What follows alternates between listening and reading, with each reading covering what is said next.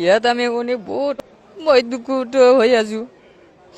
আজি আমি কালি যেটো আমি শুনাৰ পিছৰ পৰাই আমি ৰাতিৰ পৰাই বহুতে আমি কষ্টৰ মাজতে আছো আৰু ৰাতিপুৱা আমি ইয়াত তেওঁৰ বাসগৃহত মই উপস্থিত হৈছো আৰু আমাৰ মাজত যি প্ৰাক্তন মুখ্যমন্ত্ৰী শ্ৰীযুত তৰুণ গগৈ ডাঙৰীয়া আমাৰ মাজৰ পৰা তেখেতে বিদায় লৈছে।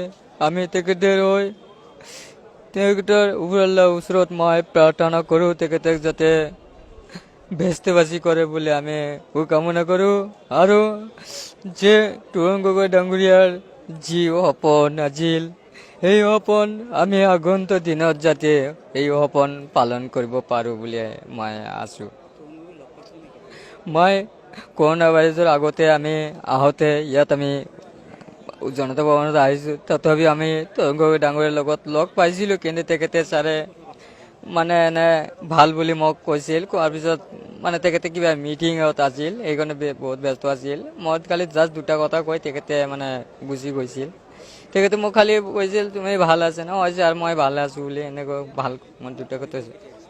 মই কালি ৰাতিতে মই আহিছোঁ, শুনাৰ পিছত মই আহি আজি মৰ্ণিঙত ইয়াতে আমি উপস্থিত হৈছোঁ।